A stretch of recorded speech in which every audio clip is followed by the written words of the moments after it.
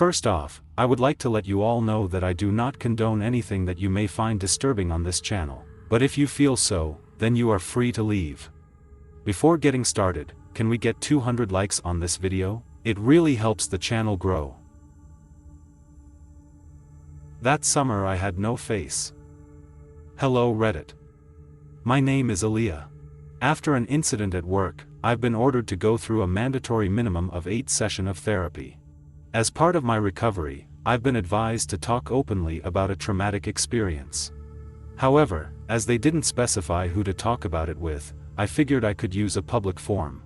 I may be screening the intentions a bit, but this was doomed to fail from the start. So let's talk about it.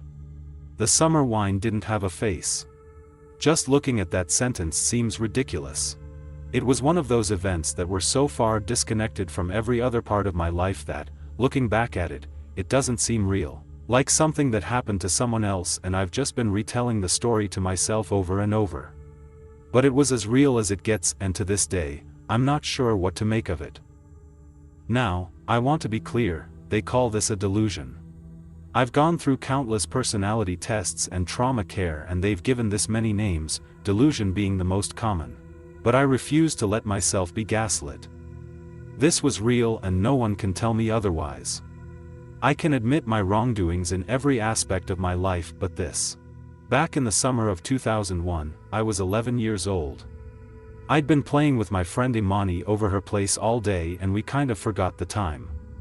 I was supposed to come straight home after having dinner at her place, but we got stuck watching The Emperor's New Groove. So when the movie was over, I realized I was in big trouble. Mom was always a bit overprotective.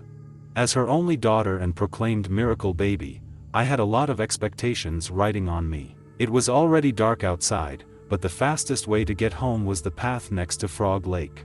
I wasn't allowed to go there because the streetlights were broken, but they'd be mad either way, so whatever. If I had to go through the park at night, for whatever reason, I was to go straight through no matter what. That was my plan, at least.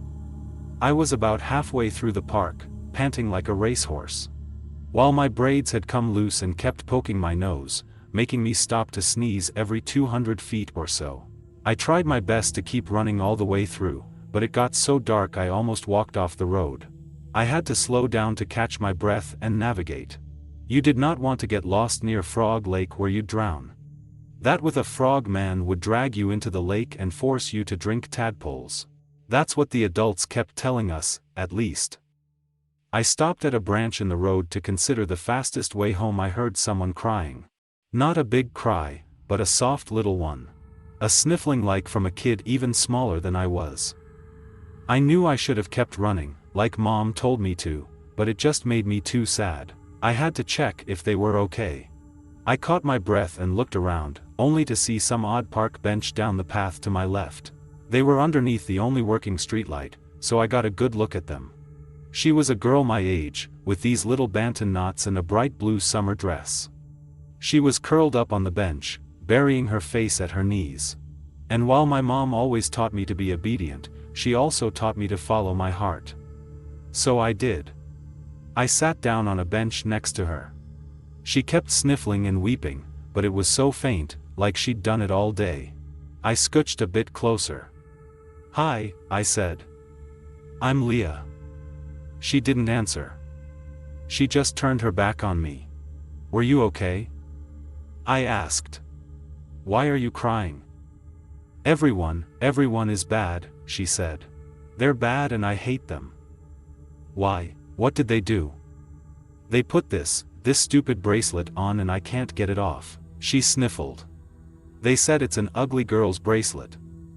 She held her arm out and it was this strange copper-like bracelet with little squares linked with iron rings. There were these white silhouettes of people etched into every other square with spots of an iron-gray color in between. I'd never seen anything like it, and the sides looked really sharp. Like, sharp enough to cut yourself with. It didn't look safe. "Let me see," I said, taking her hand and scooching even closer. There was no immediate way to take it off, but when the rings were a bit damaged, I inched it closer to my mouth, gnawed it a bit and managed to make a dent. With that, I pulled it apart. I did get a small cut on my lip though, the sides were really sharp. As the bracelet came off, the sniffles stopped.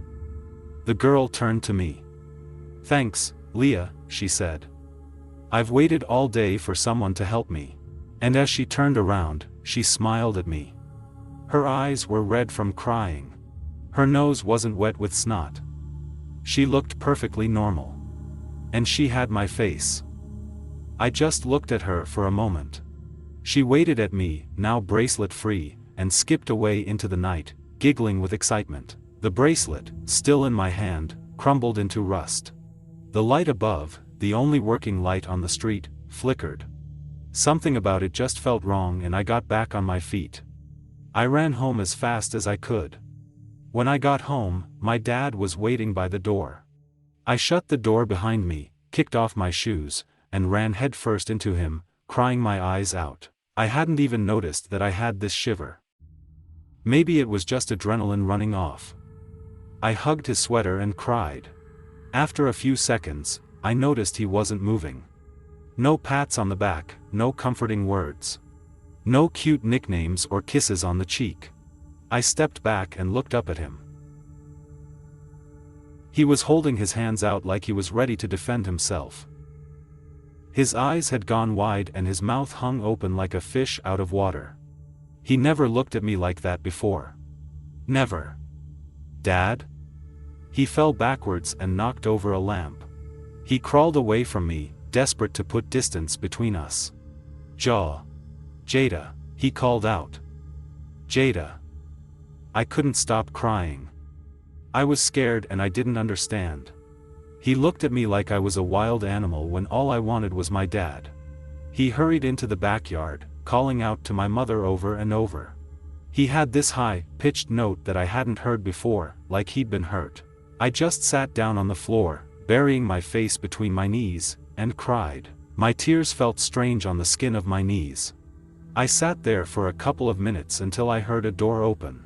I didn't look up. I was scared to see my dad like that again. "Leah, sweetie," it was my mom. "Honey, were you there?" I got back on my feet. It was my mom on the other side of the room. She blindfolded herself with a towel from the bathroom. "I'm here, Mom." "Leah, honey, can you come here?" I walked up to her, but while I was about 6 feet away, she held up a hand, urging me to stop. "Slowly, honey," she said. "Come here." She held out her hands. Looking back at it, I think she wanted to be sure I didn't try to take off her blindfold. We held hands and she tried her best to smile. "Did you go by the lake?" she asked. "I need you to be honest with me. I didn't want to be late." "You'd be mad." "So you went by the lake, right?" I took a deep breath and slumped my shoulders. My mom held my hands in a tight grip. "Yeah," I admitted. "I'm sorry." My mom swallowed. I could hear her struggling to keep her breath steady. She was right there, on the edge of panic. "We're gonna fix this, honey," she said. We're gonna fix this." She made her way back to the kitchen and pulled out a paperback. She told me we were playing a game and that I would get a prize if I kept it back on. I was allowed to make holes for the eyes if I kept sunglasses on underneath, but I couldn't take it off. If I did, I had to warn them first. All the while I could see my dad in the backyard reaching his guts up. "You gotta keep the bag on, honey," Mom said. "You gotta promise." I promised. That night, my dad could barely look at me. All he could give me was quick glances and I could tell it was painful to him. He wanted to hug me, to care for me, but he was too scared. I'd never seen my dad scare of anything and having him scared of me was heartbreaking. I could see the conflict in him. At least now he was back to calling me as Little Leah. It was a start. My mom made me a sandwich and chocolate milk, but I had to eat it in my room. As soon as I was done, I had to put the bag back on.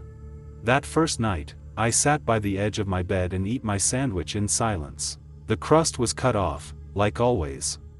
My mom was waiting just outside the door, but she couldn't come as long as my paper bag was off. I didn't understand. How could I? Mom? I said. What's happening? Something bad happened, honey, she said. But we're gonna fix it. You're gonna be okay. I feel okay, Mom. I know you do, honey. You're doing great. You just have to be patient. Can Imani come over tomorrow? I'm sorry, no. She can't come over until you're better. But we were gonna listen to CDs. I'm sorry, honey. When I finished and put my bag back on, my mom came to my room and left a glass of water, toothpaste, and a toothbrush. I couldn't brush my teeth in the bathroom for some reason. Back off, brushing, back on again. Mom said goodnight through the door. I could hear her sobbing as she went back downstairs. I couldn't sleep that night. I twisted and turned for hours on end, but my pulse just wouldn't go down. Finally, I decided to use the bathroom. Stretch my legs for a bit. Only then did I realize they had blocked my door. Standing there, turning the knob over and over, I realized I was stuck. I could hear my parents arguing downstairs, through the door. Snippets of a longer, angrier conversation. I'm gonna call them, Dad said. First thing in the morning, we're calling them. You think they'll help us? You think they'll just do that out of the goodness of their hearts? What are we gonna do then? Have you forgotten what it cost us last time? What are we gonna do then? Have you forgotten what we paid? I haven't forgotten what we're dealing with. You and me. We're dealing with this. There was a quiet that hung in the air. Something that Mom had said sounded bad. Like dealing with this was a bad thing. We're gonna need a gun. I woke up early the next morning, still leaning against the door. When my mom finally let me out, she had a few rules for me to follow until everything got sorted out. I was to stay inside. Above everything, I couldn't go outside. This was for my own protection, apparently. Secondly, I was to not look at my own reflection. Not through puddles, a reflection in the windows, the bathroom mirror, anything. No looking at myself. Third, I could not touch my own face without gloves. The gloves I was given turn out to be of a mist. And finally, if I ever took off the paper bag or whatever they chose to conceal me with, I had to tell them about it in advance. That first day was the worst. I kept getting this awful claustrophobic feeling like I was stuck in that damn bag. I had trouble breathing and I felt trapped. Once I took it off without warning my mom, but she managed to shield her eyes before it was too late. When I put the bag back on, I could tell she was furious. For a moment, I thought she was going to hit me. She never looked at me like that before. Please, you can't just take it off, she said. Never do that. Never again. Dad just wasn't around. He was out all day and only came back to fetch something from the garage. He and Mom talked for a bit on the driveway, then he was off again. He looked like he'd been crying. All the while, I was walking around with my face concealed and oven mitts covering my hands. Mom had taken down all mirrors and Dad had covered the windows with brown packing tape. While I wasn't allowed to go anywhere, my mom still tried her best to keep me calm. She made me popcorn and allowed me to talk to Imani on the phone as long as I didn't say anything about being sick. We didn't talk for long. I ended up listening to my new Destiny's Child CD on my own. That memory of sitting on the floor of my childhood room wearing that bag and a pair of oven mitts is burned into my mind.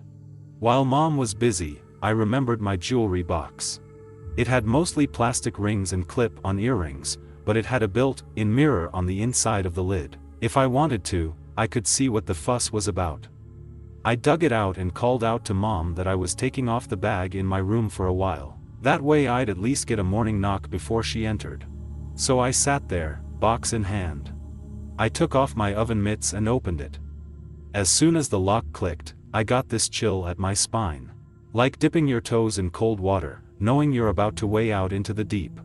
I knew I was doing was wrong, but it wasn't just wrong because Mom said so, but because I was doing something I shouldn't be able to do. I was breaking more than just rules. Still, I opened the box. Slowly. As soon as I saw the edge of my I heard something. A laugh in the distance, like a looming thunderstorm. A bright, joyous shriek. I slammed the box shut and the laugh was reduced to a giggle, then nothing. My hands were so warm that I could feel my fingers sweating. I could have sworn the box was hurting me. Still, I had to try again. I had to know. I clicked the lid open again and heard a plastic crackle. It wasn't coming from the box, but something in the room. Looking around, I didn't see anything obvious. I could hear my heart beating through my chest. Then I looked up. My toys had moved. Every doll, every stuffed animal. Their heads were turned towards me. I closed my eyes, trying to convince myself I was imagining it. I opened lid just a little and heard another crack. And again the distant laugh.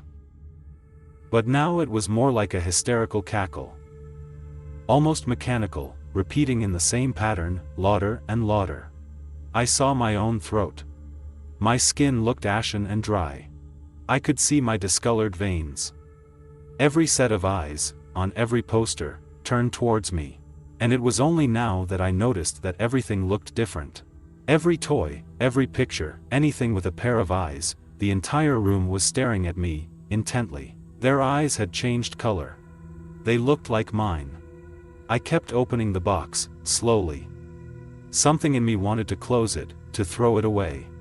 There was a banging noise, like distant thunder, and that ever-growing laugh. I saw my chin, withered skin breaking into something pale. I held my hand up, about to touch my own face. To feel it out. I know I shouldn't. I know there were rules. But in the edge of a reflection, I saw my hand come closer. And as I touched my chin with the edge of my index finger, I swear, I felt boned. Then my reflection moved. My mom burst through the door. She'd been trying to get my attention by banging on the door, but it was as if I'd been hypnotized. She came in with her eyes closed, leaving a hammer from Dad's toolbox. "Put it down," she screamed. "Put it down now." I put down the jewelry box. Seconds later, she fell to her knees and smashed it to pieces. She kept hitting it over and over, until her arm grew weak. When she couldn't hit it anymore, she just dropped the hammer to the floor. She ripped a pillowcase from my bed and wrapped it around my head. While I could no longer see her, she took her blindfold off and wrapped her arms around me. She cried in a way I'd never seen before, like a wailing child. These big, hulking sobs. She hugged me so tight that I had trouble breathing through the pillowcase. "Leah. Leah, please," she cried. "You have to listen to me. You have to listen." "I'm sorry, Mom. I'm sorry too, honey. I'm so sorry." That night made me realize that there was more to this than I understood. My mom and dad were doing this for a good reason. I decided to just hunker down and do what I was told. To see this as being sick, watching movies, eating snacks, and just waiting for it to be over. I didn't mind anymore. We were in this together. Over the next few days, things started to turn into a new kind of normal. I spent most of my time with Mom just hanging out, watching TV, playing games on her shared computer. I was obsessed with The Sims and I got to play as much as I wanted. Mom would sit next to me, asking me about the characters and the stories I was making up. She then let me take off the oven mitts as long as I kept the bag on. We also made a cover using the pillowcase sheet ripped up so I had a more comfortable option. But I was often reminded that something was wrong. Dad wouldn't come home until late in the night, and I had to keep lying to Imani about why we couldn't hang out. Mom just gave me this apologetic look, but didn't say anything. We trusted one another now it was a white lie. Everything would be okay.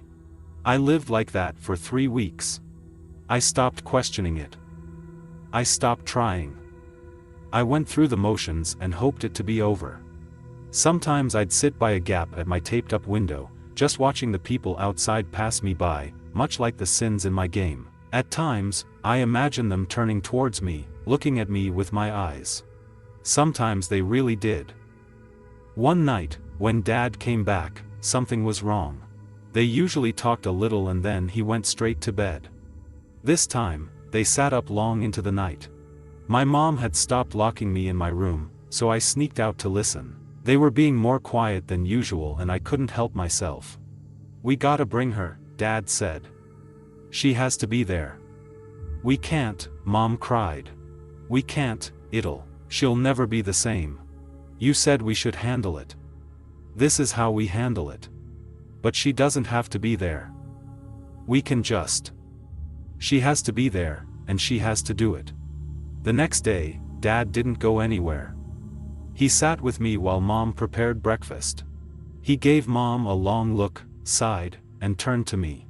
I met his eyes from behind my sunglasses. "Leah, honey, we're going on a trip tonight." "Outside?" Yeah, he smiled.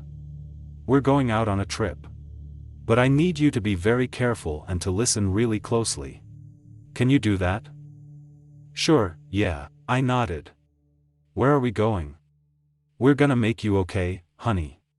"You are?" Dad nodded. He kept his smile firm, but it wasn't genuine. I could tell.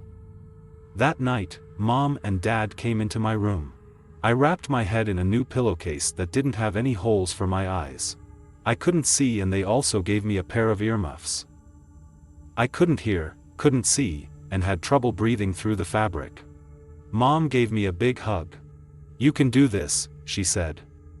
"Stay strong, be patient, and do what you need to do." They took me to the car, put me in the back seat, and drove off. I heard them talking in the background, but the ear must block most of it. I picked up a yeah or a no every now and then. I just sat there with my arms crossed, trying my best to stay calm. Whatever was going on felt bad. Again, like we were doing something we shouldn't. I could feel the road shift. It went from smooth asphalt to gravel and then a bumpy dirt road. I had to steady myself against the door to keep my earmuffs on. I could hear a low "sorry, honey" from my mom. I reminded myself to do what she said, be patient. Be strong. After what felt like an eternity, the car stopped. Still seeing nothing, the car door opened and a hand led me outside. I'd recognized Mom's hand anywhere. It was all I needed to feel safe. She led me through a forest path, down a shore hill, and into a clearing. Mom and Dad asked each other really quiet questions. Mostly just one or two words. The only one I caught was "here." Finally, I heard my dad shout something. Mom pushed the earmuffs closer together, blocking everything but my own heartbeat. I could feel water seeping into my sneakers. There was an argument. Something loud and angry. Dad rushed past me. I felt the texture of his jacket brush against my arm. Another scream. A back and forth. Mom took off the earmuffs. She put something warm in my hands, something heavy. Something metallic. You have to take it off," Dad said. "She has to see her. It has to transfer." Mom didn't respond. She just kept sobbing as she unwrapped the pillowcase. Everything was blurry while my eyes adjusted. Shades of black and withered green. Blue petals from a flower crushed under my sneaker. We were deep in the woods. I could feel a faint breeze, making the hairs on my arms stand up. I felt nothing on my face, however. Nothing at all. And right there, collapsed in the sake moss, was the little girl I met by Frog Lake. She was tied up and placed on the ground in front of me. I was holding a handgun.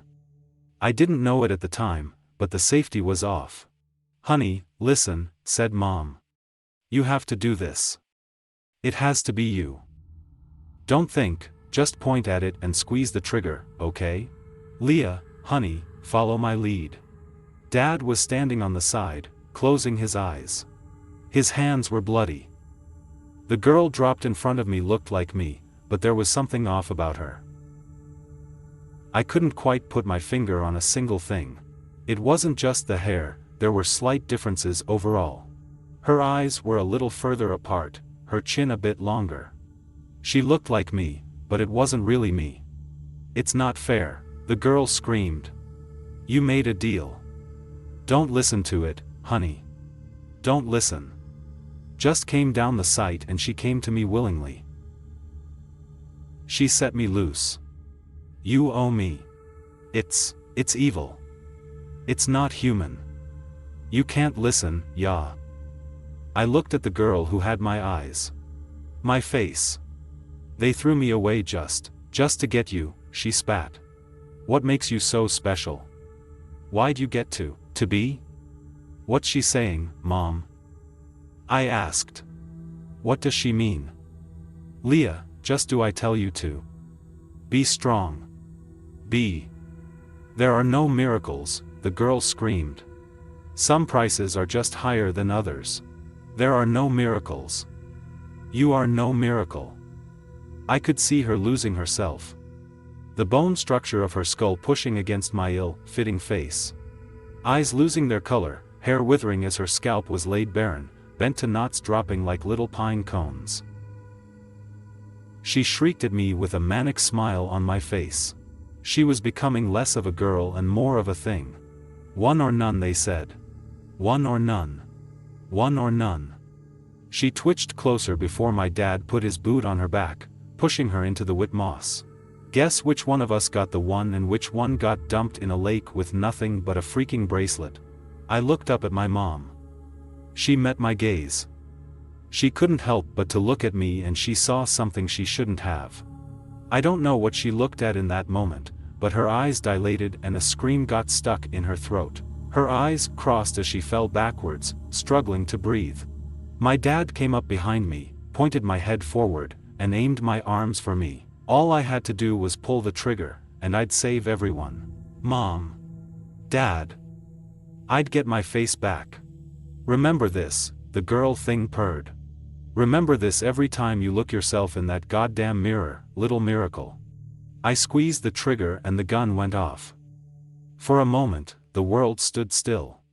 In the muzzle flash, I had this brief image of sitting on that park bench next to Frog Lake holding hands with a sister I never had. A sister that was never truly born, dropped unceremoniously into the depths of the lake. A promise fulfilled to a power below. But in that eternal moment, in the white flash of the gun, we were just sitting on the bench together, holding hands. What happened afterwards is a bit of a blur. My mom was taken to the hospital. I didn't have to wear the pillowcase anymore. My dad threw the gun in a lake. And then we never talked about any of that ever again. Not that we got much chance to. Weeks later, my mom got diagnosed with cervical cancer. She lasted 4 years. My dad died of a brain aneurysm on my 17th birthday. I moved out Tomscock, Minnesota to live with my aunt in West Virginia. I'd spend my time at the computer. It started with mods for games and slowly turned into front-end programming. Got a nice job, nice benefits, and I moved to Orlando to work at a proper office. I've been working there ever since, going on, 11 years. It feels strange putting this all to paper.